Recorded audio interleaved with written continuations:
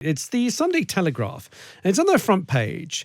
And it's from Kemi Badenoch, who has written a piece.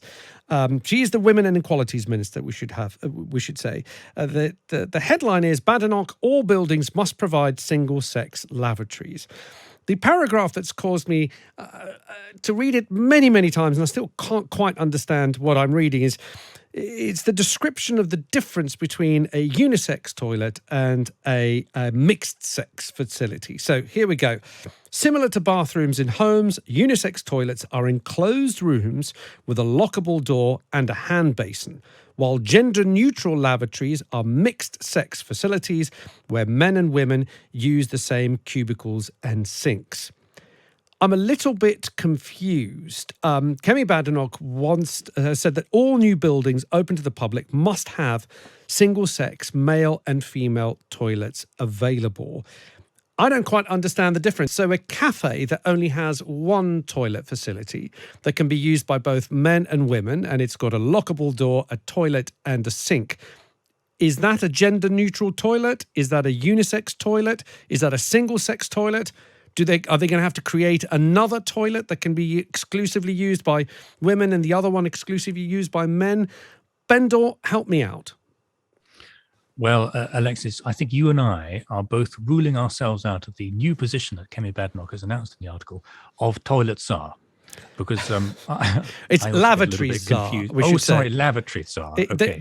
And Bendor's not making this up. This is in this article. A lavatory czar will be appointed after councils failed to reopen 10% of facilities post-pandemic. You and I are not going to be up for that job because we're too easily confused by these. I'm confused by it too. So the person who gets the job are going to have to know absolutely what unisex, gender-neutral, shared space, and all these things are, together with their U-bends, water pressure, and that sort of thing. But what I really suspect this is all about, actually, Alexis, is not the issue at hand, toilets, but the signalling. And it slightly touches back on the ULEZ issue and even the immigration issue. I think things like the barges, the Rwanda policy, the toilet announcements, lavatory announcements, I suspect that's all we're going to get lots more of that in the run-up to the election next year. Things to distract us. Great. Cultural wedges, those kind of policies. So brace. Brace. Flic, what do you make of this story? Am I being over the top here? And actually, it's quite simple. Kemi Badenoch just wants to ensure that there are single-sex spaces for those who want them, and that every venue needs to guarantee that is going to be the case. Well, yes, I think that not every venue can guarantee that there will be two toilets, one for men and one for women, because I often go for lunch in a cafe and there is literally one toilet.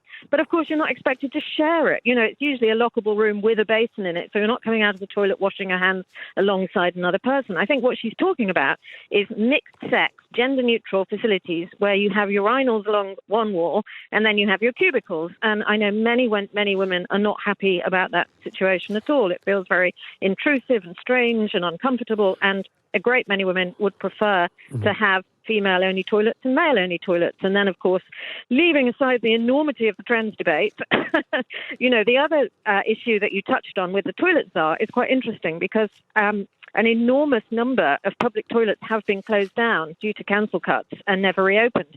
And that might be fine for blokes who can, nip down an alley or whatever they might do, or nip into a pub. But for many women, many of whom have bladder issues, post-menopause and even pre-menopause, it's very difficult to be out and about without a public toilet to use. So I think I would fully welcome any initiative that allows public toilets to reopen and have someone actually looking after them. Have either of you been to how should we call it, mixed-sex facilities? Because what you described there, Flic, I've never witnessed a toilet that has urinals on one side, cubicles on the other, and sinks in the middle, and it's a mixed-sex facility. I've never come across one. I'm sure they must be out there, and I can imagine how it would make some people feel uncomfortable. But it seems to me, as you said, that forcing venues to have two toilets is going to be a bit impractical. I don't think they will do that. I think what we're talking about is having a private space. So when I'm talking about mixed sex, toilets, it's generally places that have had men's toilets that have opened them up to women and trans people as well, because women's toilets tend to get enormous queues, like particularly theatres or gig venues. You know, at the half-time or the interval or whatever, you always see a huge snaking queue of women, whereas men are popping in and out quite happily. So sometimes they will open up a secondary loo and say, well, anyone can use it. Other places are sort of a bit more woke and are saying, oh, it's a gender-neutral toilet, anyone can use it. And I think that we need to really rethink this. And everyone goes, oh, ha, it's just toilets, you know, it doesn't matter. It's all a bit embarrassing. But actually, it does matter. I think the right to safety and privacy and all of those things matter for everybody. And I think it really does bear a lot more scrutiny than it's getting at the moment. And I also think a lot of venues are very confused about what they should and shouldn't be doing and what they're allowed to do.